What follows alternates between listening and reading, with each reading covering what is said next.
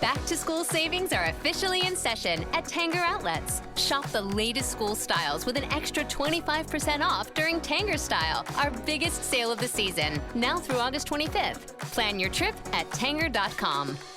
We're excited to announce that our very own podcasting platform, Zencastr, has become a new sponsor to the show. Check out the podcast's discount link in our show notes and stay tuned for why we love using Zen for the podcast.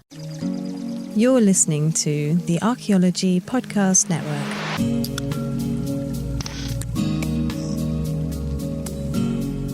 Welcome to Heritage Voices, episode 39. I'm Jessica Yaquinto, and I'll be your host today.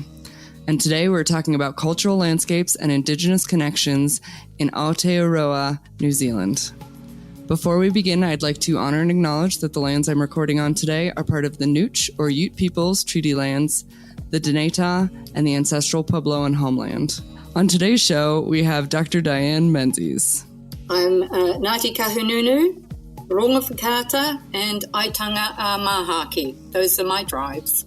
Dr. Menzies, officer of the New Zealand Order of Merit, is a consultant on cultural landscape and Indigenous issues for Landcult Ltd. Previously, she has worked for district, city, regional, and central governments, as well as universities. She was Director of Communications for Ministry for the Environment, an elected local government representative, and Commissioner of the New Zealand Environment Court for 11 years.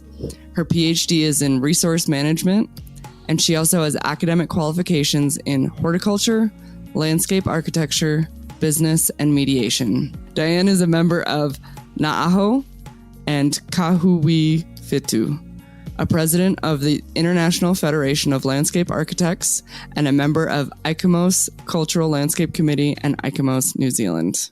Welcome to the show, Diane. Good morning. Well, not morning for you. Hi.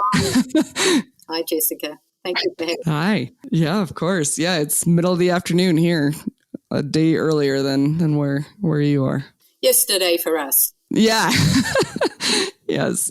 Time travel. All right. Well, there's a lot to talk about, obviously, as evidenced by that bio, but let's start at the beginning. What got you interested in this kind of field and this kind of work? Well, I guess I took up landscape architecture because I really loved land and creatures. I spent my years as a kid in the next door neighbor's stream catching, I called them crawlies, but they were actually freshwater crayfish, and I probably depleted their population. That's what I really enjoyed, the bush in New Zealand, the smell of the bush, and generally the birds and so on. So that's where I started into landscape architecture, but I'm more recently working in heritage field, and that is because I had a rather privileged upbringing, and I started working in things Māori to do with emergency housing, and realised just what an issue it is, what a dreadful situation many Māori are in, and so it's a social justice reason that I'm doing this. So as I mentioned before we got on air, we were talking about the heritage field, and most of us know of landscaped architects, but don't really necessarily even know what that means or what that looks like. So for all of our listeners who are in the anthropology field or adjacent, could you give us a little bit of background on what that is and maybe what that looks like on a day-to-day basis? Yes, well, landscape architecture is about both the physical, that is the landscape out there, and people. And when you're dealing with people, you're talking about intangible memory, associations, connections with the landscape as much as you're talking about the physical manifestations, such as a mountain or a stream or a plaza in an urban area.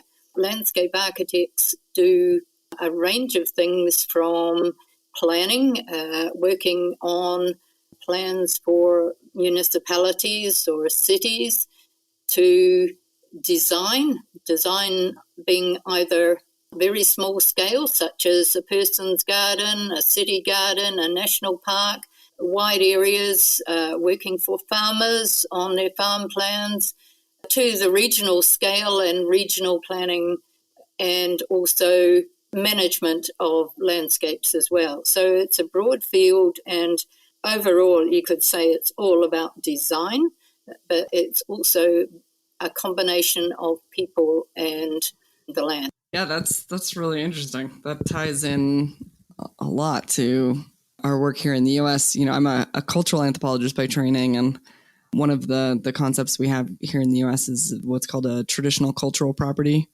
and it looks at a lot of what you were mentioning there, both the physical, tangible landscape and the intangible associations as well. But I guess the difference being that our role is more, I mean, we're looking at, government management plans and things like that, but more on the documentation side and the protection side, I guess, as opposed to planning and development of landscapes, if that makes sense. Does that sound? Yes, and probably landscape architects' emphasis is on the future, on change and change, or reacting to change, and visioning. In other words, drawing and producing designs that are maybe in people's heads, but they're finding it difficult to communicate what that vision might be. So transferring that into a drawing that can be then put into construction and so on. And that's the other part of what landscape architects who do design work do, choosing all the materials, the plants, the other aspects of a design, and then specifying what they are and how they're to be put into construction. Okay, so can you give an example of like a project that you worked on that as a landscape architect, but how it maybe tied into the heritage field? Well, I've been doing a lot more landscape planning than landscape design, although you could say it's all design. Just an example that springs to mind from years ago, I first worked for Wellington City Council, and one of my very first jobs was designing a outer town belt. Now, you know that Boston, for instance, has got a town belt. I think it's called the Green Necklace in Boston. Wellington City has still a similar thing called the Inner Town Belt, or the Town Belt. And I was looking at doing the same thing on an outer area so that all the new subdivision had a ring of green around it that hopefully would then concentrate development within that ring rather than the suburban area just stretching into infinity, so to speak. And so the connection with heritage, well, I guess it's all dealing in land that will become heritage. Is heritage for some people when you're working with it and understanding what people's values are to do with that land and landscape. Yeah. So how did it get selected? For example, which land becomes part of this town belt? And from what I had to actually Google because I wasn't exactly positive. I wasn't sure if you were talking about a highway or like a green space area. And it looks like it's a green space area around a town. How did it get decided, for example, which areas formed part of that green space? Well, it was fairly pragmatic in that at that stage there was a lot of development going on, and developers tend to prefer to work in land that is easy to develop, doesn't need too much earthworks. The other side of that is the city didn't want too much earthworks near streams and river valleys because that then tends to pollute, put silt in the stream and kill everything in the stream. It's silted. So the approach we took was to try and set aside the steeper land in areas that could be set aside so that it was the rugged land that was taken as reserve in conjunction with the developer who then was able to develop their more easily developed areas of land. And so it was a requirement was, I think, 10% of the value of the lots created, if that makes sense, 10% in cash terms. And so a lot more land that was hard to develop was taken, but in cash terms, it was of less value to the developers. So quite in some areas, quite a lot of land was set aside for that surrounding necklace, if you like, so that it might be walkways and cycleways and all sorts of things into the future, and create a green lung, encourage vegetation to grow again on it. And the reason quite a lot could be taken was just because we were concentrating on the land that wasn't so easily developed anyway. Yeah, I mean, but those values really are so important for a city. I mean, it really does just change your experience to have those places where you can go and walk and ride your bike and be in nature, and yeah, makes a big difference. Yes, and another thing we were doing is connecting up some of the larger open space areas, larger parks on the outskirts of the city, so it all connected up in the end, so that you could do those long hikes, long bike rides, and enter in one place and come out in another place, catch the train home or anything like that. That sounds lovely. I guess they're working on something kind of similar in our area, so we'll see what happens there.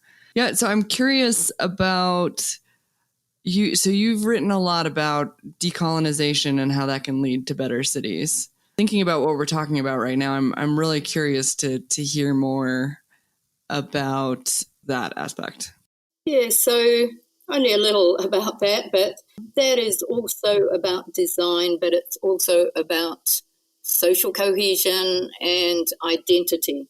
Because if a city is only reflecting the values of one culture, the other cultures there don't see themselves there, don't feel the connection, maybe feel alienated. So looking to, in New Zealand, to decolonise so that there is a stronger reflection of Māori, so that there is different design inspiration.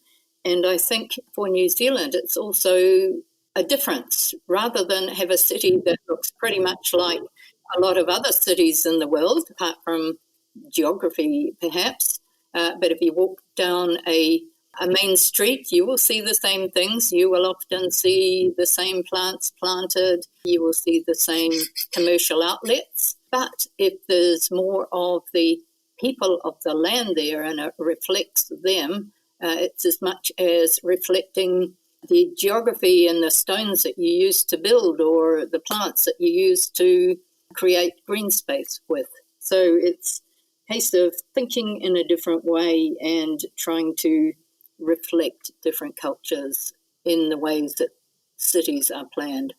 Okay, well, and I guess, I mean, that's a really interesting thing to think about, and especially, so living here in the American Southwest, one thing that kind of naturally springs to mind with that is the difference between making a city a place that feels welcoming to all different kinds of people and cultural appropriation. So, for example, there's a lot of Native American symbols used in cities and businesses, etc., across the U.S. Southwest. But I think there's an important distinction there between the two.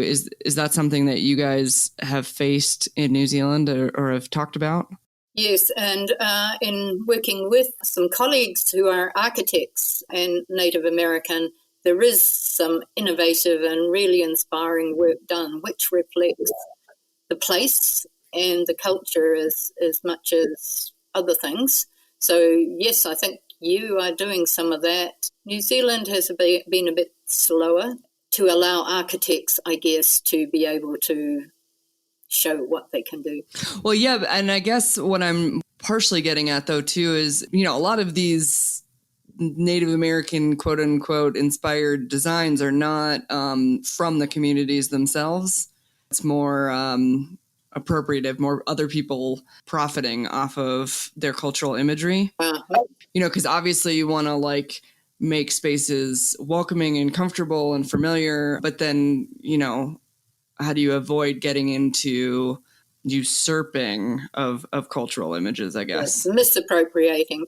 It needs to have meaning. And if it doesn't have meaning for the people who are of that place, if it's not their stories that are being told through the design, it's meaningless, really, because it won't mean anything to those who are not of that culture anyway, and it won't mean anything to those who are, except that it's wrong. It's in the wrong place. So, yes, obviously that's an issue that people using design, misappropriating, putting a ubiquitous design in all sorts of places. And in New Zealand, that might be po, which are a bit like totem poles, are carved. In Australia, it's talking circles, I'm told, are everywhere in parks. In other words, a nod to that particular, to the culture, but not taking the culture with you and being part of the design.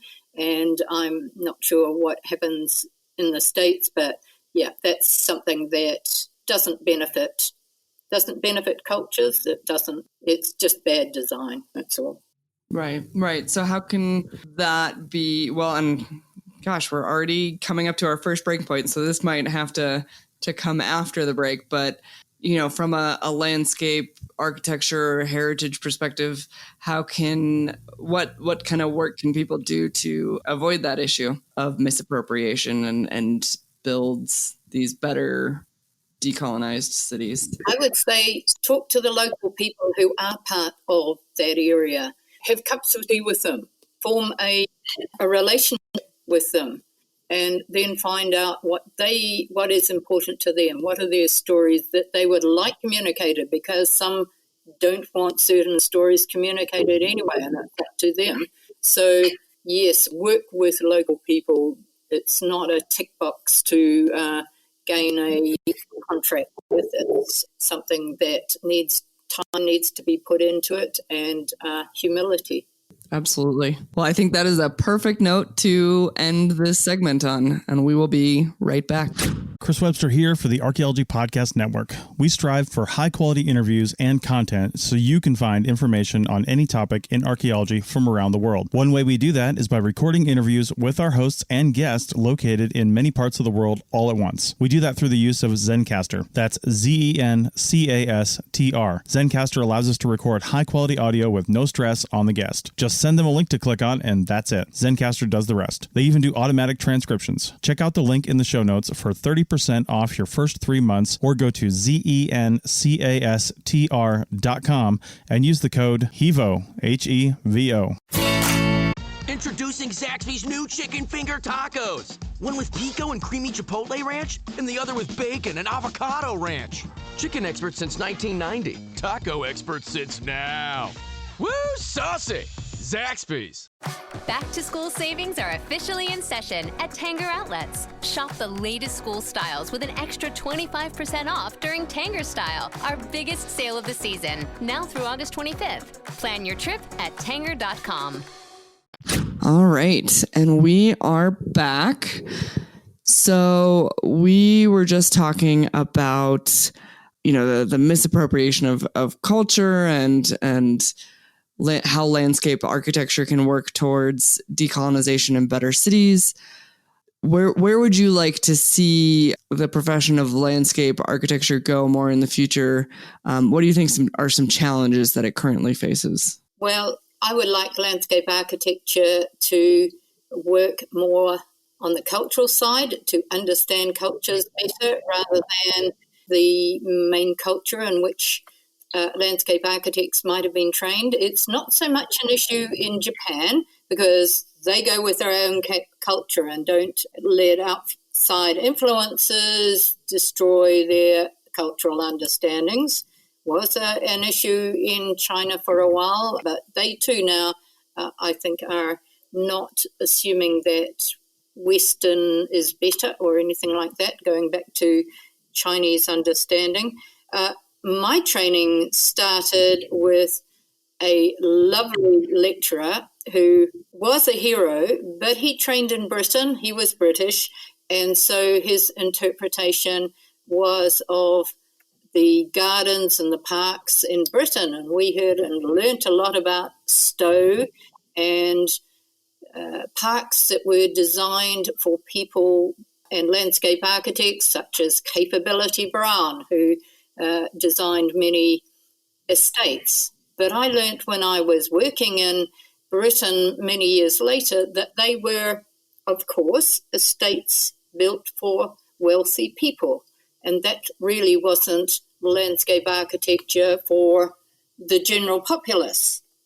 And I found out later that, of course, one of the early proponents of landscape architecture in the United States, Frederick Law Olmsted, who did Central Park and the Boston Green Necklace and so on, that when he was designing and planning a national park, one of the first national parks, I think Yellowstone, the park plan was to remove the Sioux Indian who lived there. Yeah. Now, that may or may not be true, but I suddenly realized that he had feet of clay, and that is something that should never, ever happen, of course. Right. And so I think the training for those who are English-speaking has always been based on European values. This is for landscape architecture. And so students absorb that, believe it is how the profession operates, but it's not. That's how culture operates, not so much necessarily the design profession itself. And so teasing those two things out. And this is extremely difficult when you think about the fact that landscape architecture is about people's values and people and the landscape together. And so teasing the cultural issues apart, what is Western culture, what is a different culture, becomes rather difficult. And that's what I realized when an architect was criticizing landscape architects and saying, oh, they're very smug about the way they go about things. And I realized what he was saying is that we are doing things with a Western lens without considering Māori or other Indigenous lenses, and that's what we should be doing a lot more of. The global profession, I think, has begun to take that on, but New Zealand is a little country way at the bottom of the world, as you might know, and so it's been a lot slower in New Zealand, which was one of the last countries to be colonised by the British, and many are, I guess, absorbed the Western culture without thinking about Māori culture. And to start with, there were very few Māori landscape architects. It wasn't a very friendly profession to be in. More are starting, and I think change will come, but I think it needs, I always want to see change come faster and people to be bolder in taking on things that they ought to take on rather than trying to do both at once, trying to appease both, and I don't think that works at all. Yeah, that's really interesting because, I mean, in my thesis, for example, I used the Yellowstone example. It's really interesting to hear how much the two fields parallel each other, but in a different, slightly different way. So that's really interesting. So was my version of that the same as yours? Was it true? Yeah. No, they were removed. So my thesis was about Grand Canyon because that's where I was working at the time. And it was the same basic thing where basically the park would go in and wait for the tribes to leave and burn down their houses. Yeah, well, that's a reflection of what happens when there is colonization. Yeah, it was not subtle, and it's not an aspect of the park that they talk about. I mean, that area is still known as Indian Gardens. Yeah, it's not the prettiest history in the world, the national parks in the U.S. There's a really great book that I used a lot for my thesis, and it was called, I think, American Indians and National Parks. That gets into a lot of that. But yeah, I'm curious from your perspective as a landscape architect, and I'm curious about how this will be kind of similar or different, about how you define the concept of landscape. First of all, I'm sure that must be talked about since it's in the title of the field, and how you feel Maori cultural landscapes differ from the Western concept of a landscape. Well, perhaps I'll answer your other question first, because there are I think, over 200 definitions of landscape, and I guess people choose whichever they want to believe or adopt. The difference, I think, between Western and a Māori perspective, and that probably goes also for Samoan and Sami, who I was talking to from the north of Norway about the same thing, in that we see ourselves as part of the landscape, not dominant over it, and that all of landscape, that is, all of the creatures that are in the landscape, the birds, the insects, two-legged, four-legged, eight-legged, and so on, are all part of that landscape. We also believe that the whatever it is has spirit and has a life force, which we call Mauri, and that life force will be in stones, in living things and non-living things. And so when water begins to get polluted, we Māori give it a different name. There are different names for different health of water, and what you don't want is that it has lost its Māori, lost its life force, because then there won't be fauna in the rivers, and they help to clean and feed the fish and so on. So that's what a position we don't want to get into. And the most important thing as part of that is that without clean water, we won't be living. There won't be life on Earth. Without a landscape, we'll have nowhere to stand. So no life, no people, and so on. So it's not, land is not regarded as an object rather than part of. We are part of the land, part of the landscape, whereas in a Western perspective, landscape or land is objectified. It's something out there, and it's subdivided, it's a commodity, it's sold and bought. In a Māori perspective of land or landscape, land can't be bought. It's for caring and it's for handing on for future generations, not to be bought and sold. So, okay, if you're looking at that from, an assessment perspective, a landscape architect perspective, how can you best apply that in your work? Like, how can you take that understanding of Maori landscapes and make sure that you're working in like a best practices kind of way? Well, some of that is just under debate at the moment, because in New Zealand it falls into a legislation situation. The legislation currently defines outstanding natural landscape as being landscape that is important on a national basis, while things precious to Māori are also identified. Most landscape architects have never looked at that so much as simply assess and identify whether it's an outstanding natural landscape or not, or a standing natural feature.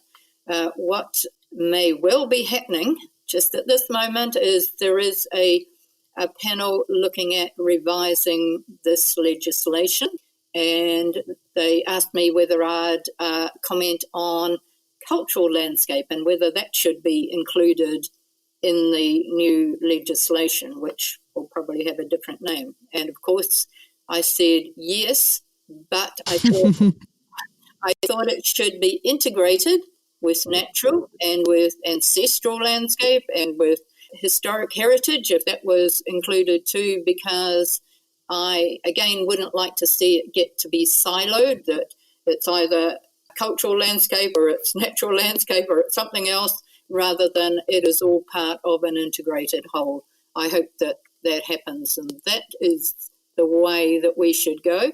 But yes, Māori are looking at different ways to assess landscape that takes Māori values into account, and different ways have been talked about, like taking the people who are of that land on a walk and have them identify what is important for them, understanding that intangible aspects are important for Māori, but they are then, the physical landscape is imbued with those values, that the local people will have for that. So it's not that it's only in the mind, it's also, of course, as part of the important mountain for those people, or the water, or the other stories that might connect to it, and they can point out where they apply on the land. It might be names, it might be all sorts of things, and those are the things, particularly names, of course, that should be considered in a landscape assessment. Mm-hmm. So it's not just the visual. It's not just the visual. It's in fact, visual is not so very important for Māori and maybe other Indigenous too. It's more the connections that are important. Yeah, absolutely. And identity as well. Yeah, this is, I mean, very, very similar. It's very interesting. Okay, so thinking about that and thinking about, you know, you being asked to help reframe the law, how can we, as, you know, heritage professionals, people that work with Indigenous cultural landscapes, how can we better express or explain these concepts to the general public? How can we better communicate outside of, you know, those of us that are nodding our heads as you're talking? I think we first of all need, so to speak, to get our own act together. In other words, what is going to be communicated to the general public needs first of all the assurance that the people who are local to that area, whose story it is, make sure it is their story. If it's being told, that they're happy that that story be told, because there might be some that they don't want communicated. But I think it just has to be in a variety of different ways, and the way I think it should be started is with children's books, for instance, and also in primary schools and first grade schools, because the children can teach their parents. Harder to do it the other way around, and I think they would absorb a much better way of thinking about different cultures than if it comes as a being taught later on, or, you know, there's other ways of doing it. Photo essays, features in newspapers, all sorts of other things, and of course exactly what you are doing, but we just need to make that voice louder and clearer.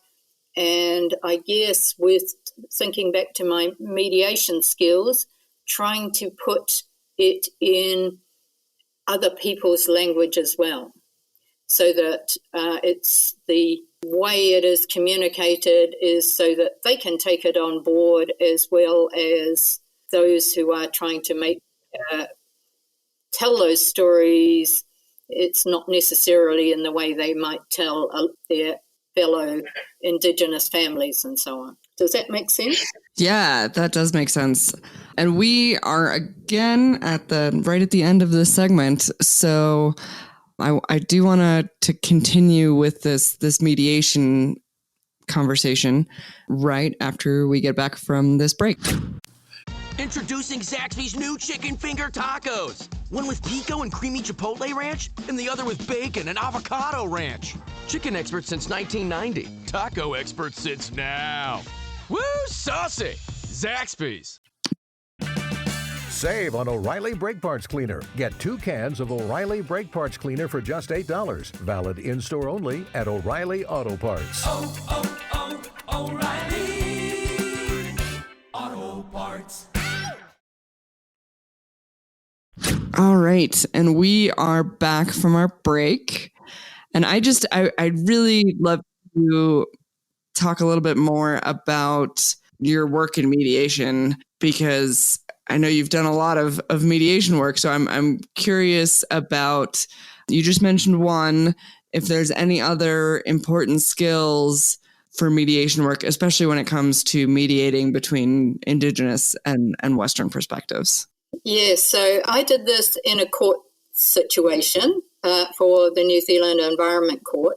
So the parties were there to try and resolve a situation that otherwise would go to court, and then maybe there's winners and losers, but for everybody it's going to be expensive. So it was to try and find a situation that they could contribute to the answer for. And so putting yourself in their shoes to try and anticipate what might be acceptable to everybody to try and find a way forward.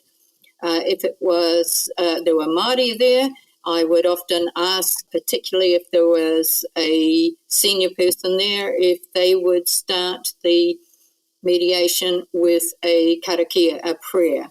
And if there was somebody from another persuasion, did they want to do the same thing in terms of their own beliefs? Generally, that wasn't a problem, but sometimes it was, of course. And the other thing, I think it was really important to understand their values, well, everybody's values as part of that mediation, because the aim was to find a place that might be a halfway. It might be expanding the whole brief of what you were talking about to make a beneficial outcome, but it was certainly understanding people's values and beliefs and where they are coming from, basically. That's an interesting point that I hadn't quite ever thought about, in the sense of we do often ask elders to start out meetings or events or field work even with a prayer, but to ask the other side if they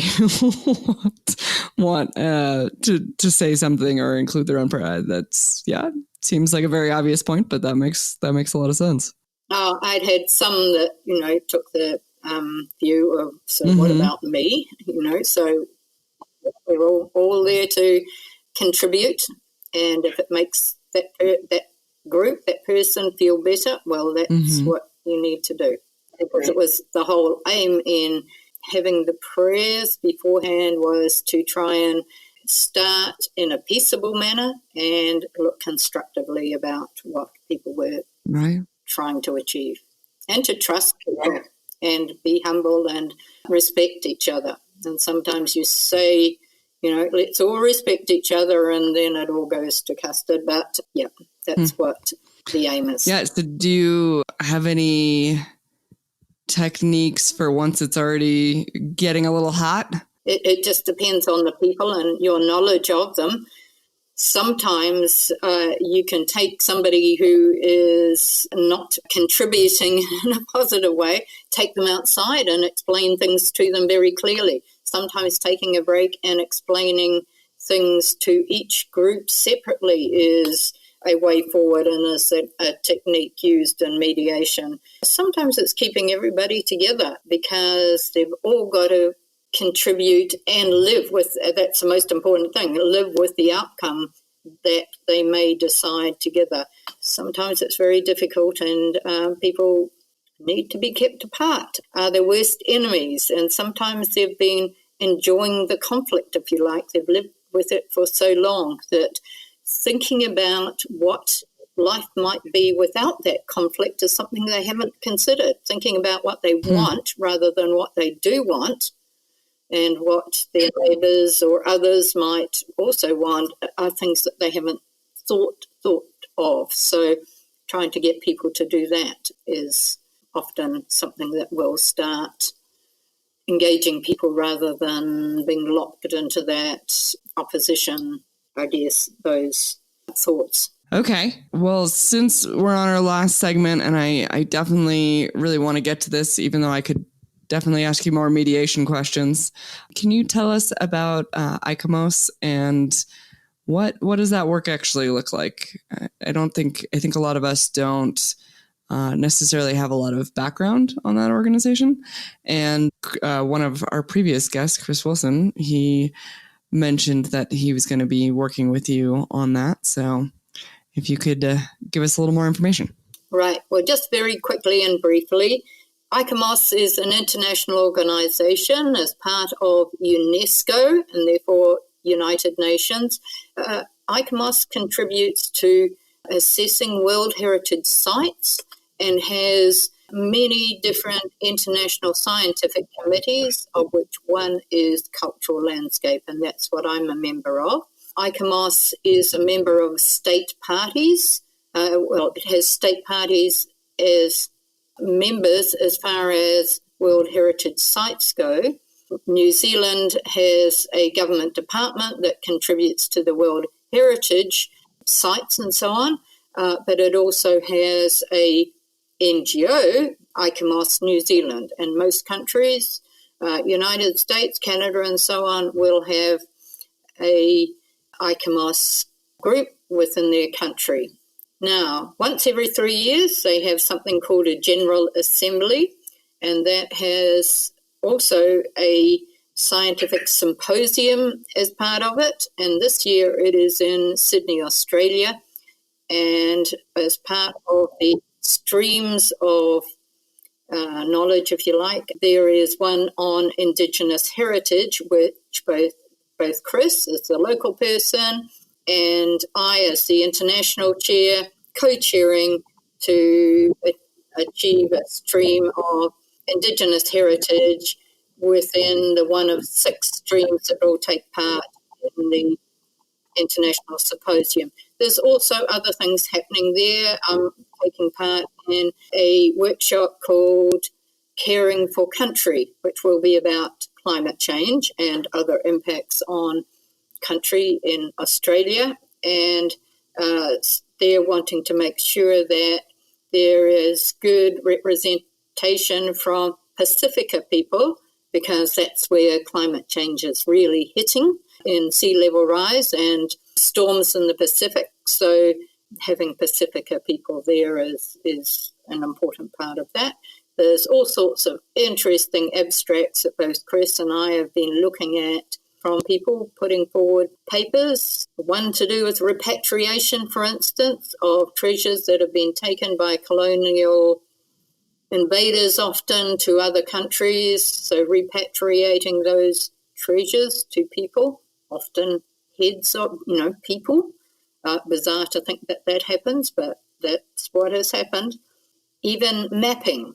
How do you develop different ways of mapping landscape, so that it is communicated in a way that tells an Indigenous story as much as it might tell the story of survey and dividing up and ruling lines on maps and so on. So all sorts of different things being discussed there. So ICOMOS, if you're interested in heritage, that's a group that you can be part of through your national organisation, or through, if you're a landscape architect, Cultural Landscape is both International Federation of Landscape Architects and ICOMOS combined. I want to make sure we leave enough time to, I'm really curious, I want to hear more about your 2 books that you're working on. Okay, so perhaps I can talk about the first one called Voices 2. There's already been a Voices 1, and that is the book of Indigenous writings edited by and for Indigenous. Heavy emphasis on architecture, because there's more in Indigenous architects than landscape architects.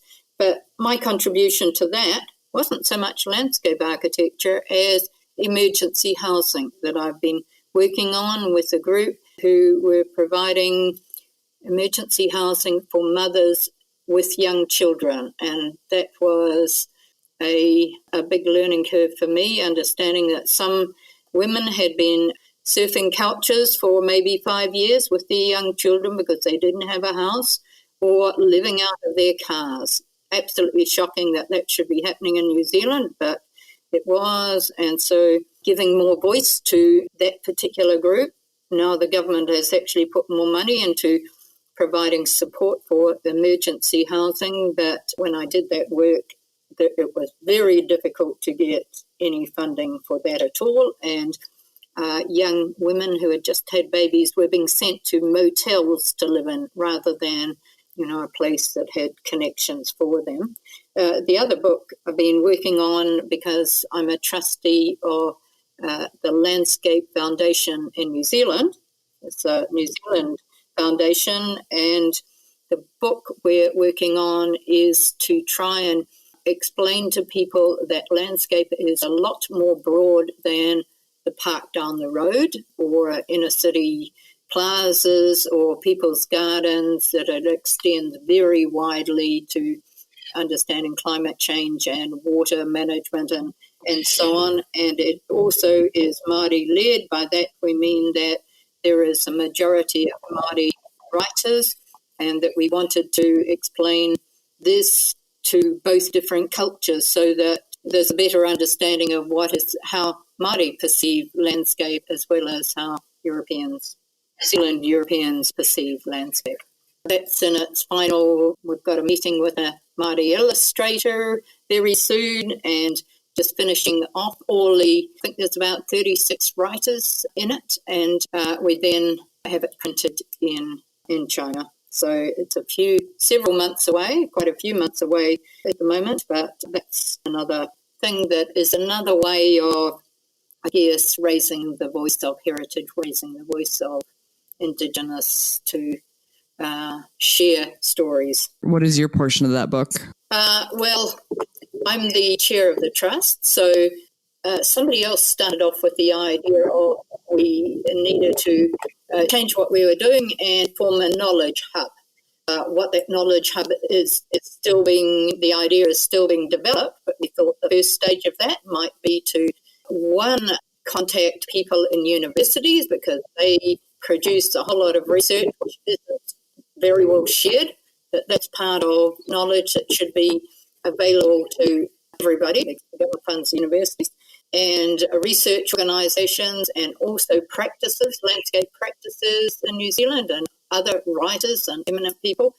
And my role was to contact all of those, encourage them to write for us, twist arms, I guess, take advantage of friendships, ask the cousins. And also I wrote an introduction, so mine was more getting it going, getting the writers in, and then people can see it's really happening, and then somebody else is finding the funding, but we're all in it, of course, and somebody else is working on the illustrations at the moment, and another of our colleagues check translations and correct references and so on. So we're all in it, and the aim is to do pretty well what you're doing, I think, and take these issues out to wider public, take it overseas. We also have Irish and Australian writers, a Australian First Nations poet and writer, another who is living there and working on revegetation of a large area, and Irish who were colonised for 800 years. I thought they might have an interesting story to tell about language and language change, and yes, one wrote on that and another wrote on farming landscapes in Ireland. So I'm hoping that it will be useful for people in New Zealand, that we get it out before the laws change and it becomes less relevant. So we're right at the end. So is there anything that you were hoping to say or talk about, get into before we close out? Well, for a lot of Indigenous, particularly those who have been colonised, life is a struggle. Land is being taken, the resources are under threat from climate change, just as one, but many others. In the words of one of the Sami that I interviewed for a research project that I'm working on, he said, never give up. So I guess that's a strong message. It might be a struggle, but if you give up, I guess that begins to be the end of culture. So keeping your language or reconnecting with language, reconnecting with land is just so important for many. And from my point of view, it's about social justice as well, is to try and make sure that there is social cohesion. There's not people who are struggling as much as some are at the moment. So thank you for your time, Jessica. It's been a pleasure. No, thank you. Thank you for coming on and talking to all of us. And I mean, personally, it was really fascinating. I feel like I have a much better understanding now of landscape architecture, and it's really interesting to see the way it dovetails with our fields and to really look at a lot of these same topics from a different perspective. So thank you. Thank you.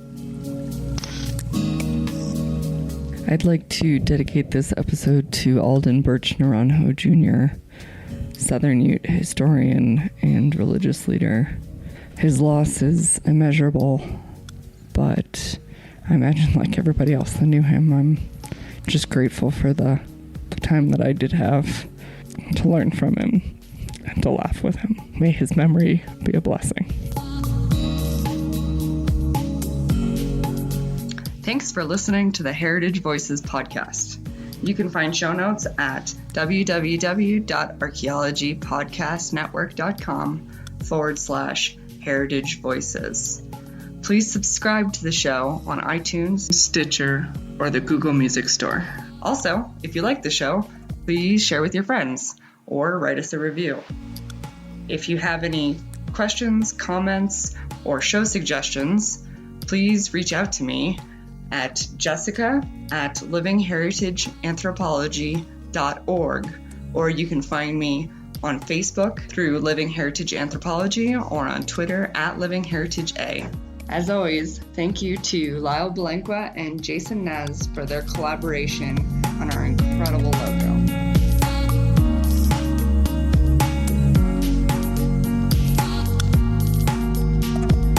This show is produced by the Archaeology Podcast Network, Chris Webster and Tristan Boyle in Reno, Nevada at the Reno Collective. This has been a presentation of the Archaeology Podcast Network. Visit us on the web for show notes and other podcasts at www.archpodnet.com. Contact us at chris@archaeologypodcastnetwork.com. Thanks again for listening to this episode and for supporting the Archaeology Podcast Network. If you want these shows to keep going, consider becoming a member for just $7.99 US a month.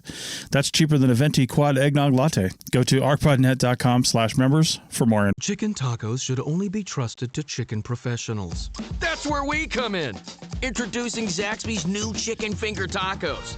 One comes with pico de gallo and creamy chipotle ranch. And the other comes with bacon, lettuce, tomato, and avocado ranch. Chicken experts since 1990. Chicken taco experts since now. Order yours today in the Zax Rewards app. Woo, saucy! Zaxby's. Shop Plato's Closet tax-free August 2nd through 4th for back-to-school styles. We sell the trendy, gently used styles you need to make a difference in the world and in your wallet for back-to-school shopping. Save up to 70% off regular retail prices by choosing recycled styles. Save even more when you shop tax-free this weekend. Make a change that others can respect and repeat. Shop Plato's Closet in North Charleston and West Ashley this year for your back-to-school looks. Plato's Closet, located in West Ashley on Sam Rittenberg Boulevard and North Charleston on Rivers Avenue.